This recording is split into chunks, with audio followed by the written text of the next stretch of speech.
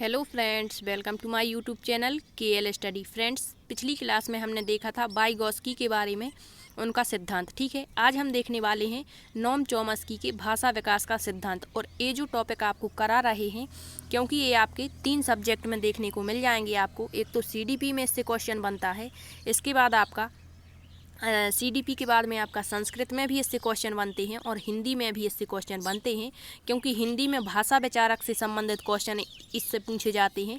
CDP में आपका दिया गया है कि भाषा विकास का सिद्धांत नोम चॉम्स्की का। ठीक है, और संस्कृत में अभी पेडागोजी में नोम चॉम्स्की से क्वेश्चन बनते हैं। तो इस प्रकार टोटल मिलाकर के यदि बात करते हैं तो इससे जो है 4 से 5 क्वेश्चन आपके एक शिफ्ट में देखने को मिलते हैं और ये मोस्ट इंपॉर्टेंट टॉपिक है जिससे क्वेश्चन आने ही हैं। तो इसे अच्छे से लगाइए आप।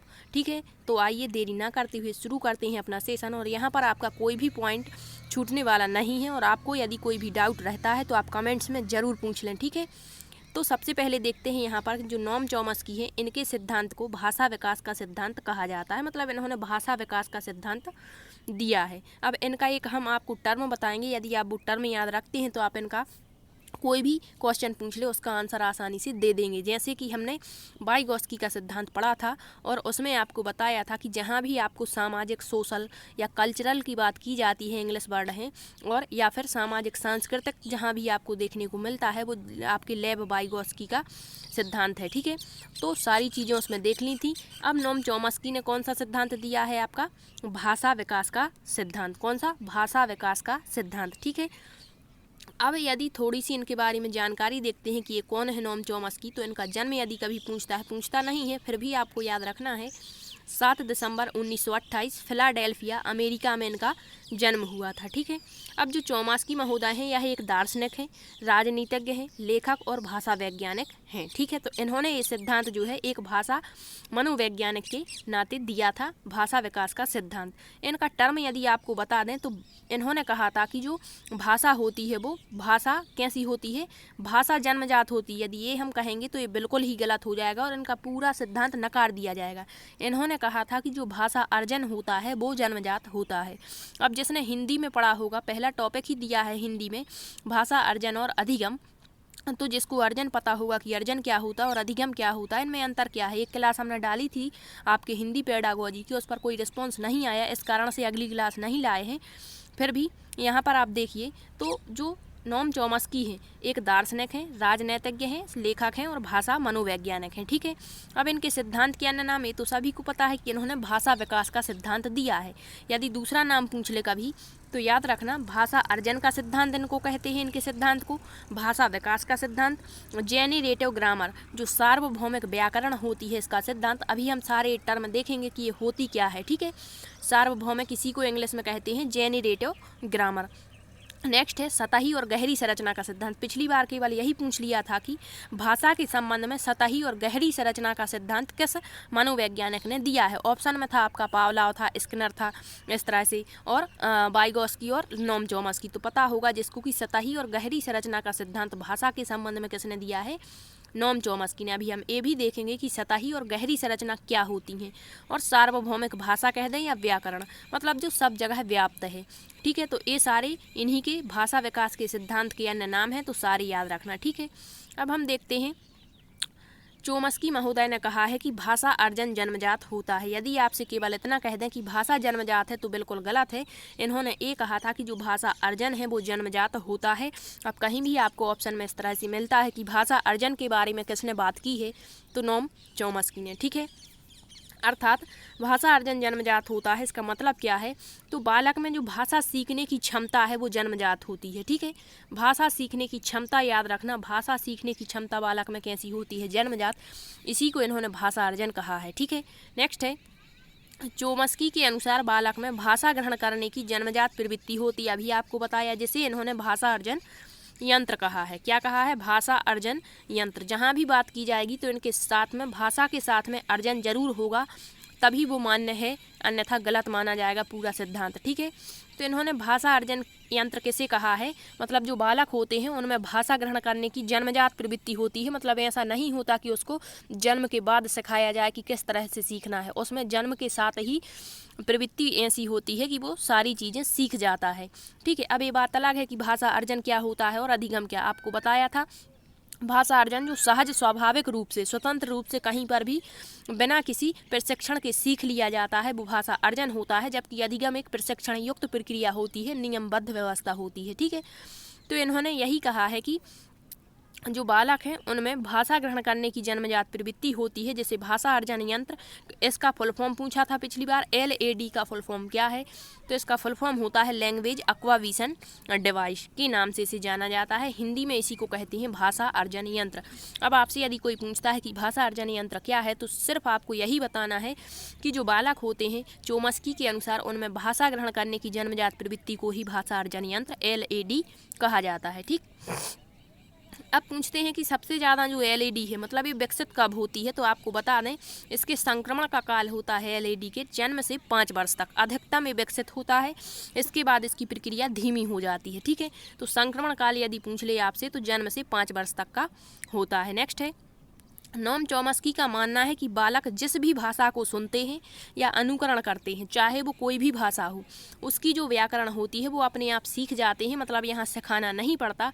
इसी कारण से इनके सिद्धांत को जेनेरेटिव ग्रामर थ्योरी कहा जाता है। जेनेरेटिव ग्रामर मतलब सार्वभौमिक व्याकरण। इसका मतलब यही होता है कि जो संसार में सारे संसार में जितनी भी भाषाएं हैं उनका जो ग्रामर है, यदि बालक उसको सुनता है या अनुकरण करता है तो वो ऑटोमेटिकली यहाँ पर सीख जाता है, उसको सिखाना नहीं पड़ता। इसी को इन्होंने जेनेरेटिव ग्रामर कहा। तो इनके सिद्धांत के जितने भी अन्य नाम हैं सारे का यहाँ पर डिटेल है, आप एक एक पॉइंट क्लियर करते हुए चलेंगे। ठीक है, तो क्या है जेनेरेटिव ग्रामर, मतलब बालक जिस भी भाषा को सुनता है या अनुकरण करता है उसका जो ग्रामर होता है, जो व्याकरण होता है, उसे अपने आप सीख जाता है, सिखाने की ज़रूरत नहीं पड़ती।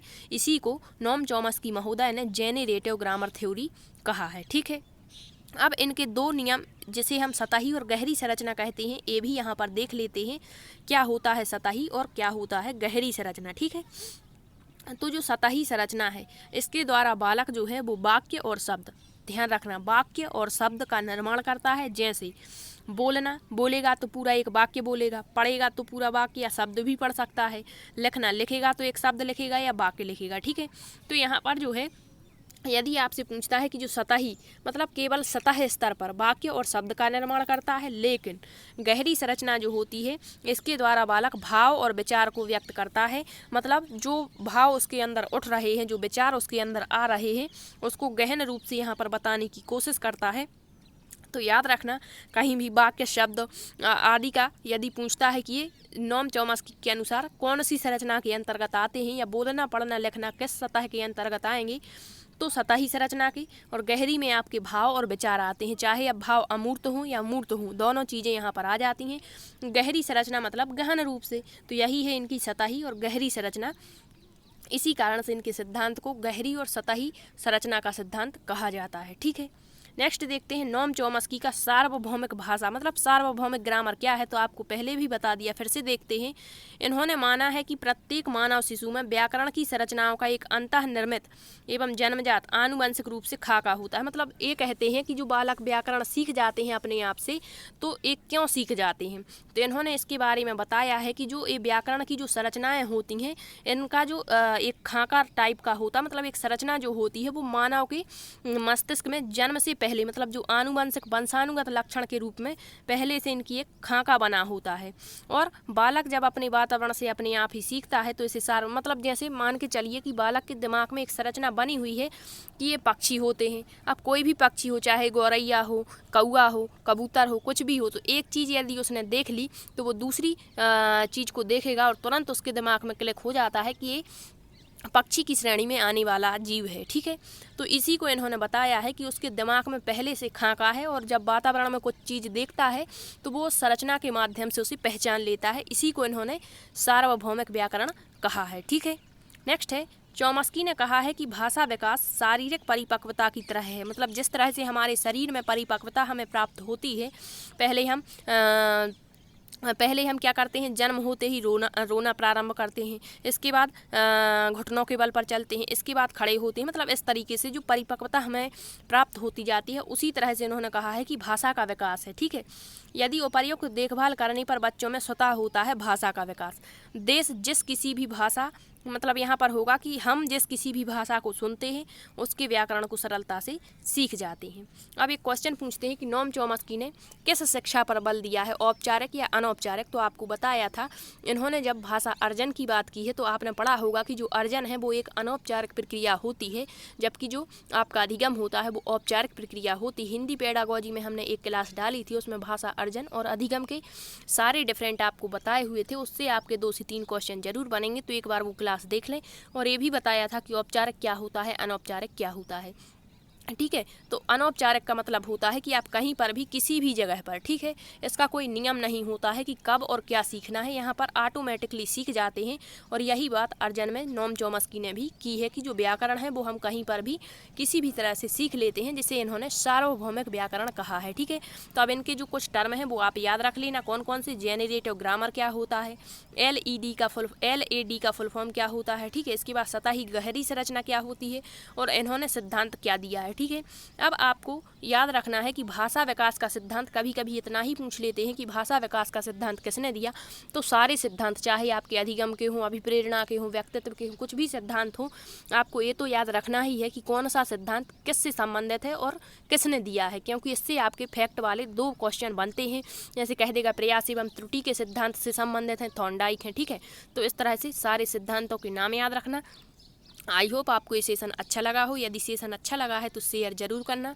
इसके बाद नेक्स्ट क्लास में हम नेक्स्ट मनोवैज्ञानिक को लाएंगे, जिससे आपके क्वेश्चन हमेशा ही बनते रहे हैं, तो और जो आपके तीनों मतलब सब्जेक्ट के लिए इम्पोर्टेंट रहेंगे। इस कारण से जो इम्पोर्टेंट टॉपिक हैं वही लेकर के यहाँ पर हम आए हैं, ठीक। Thank you.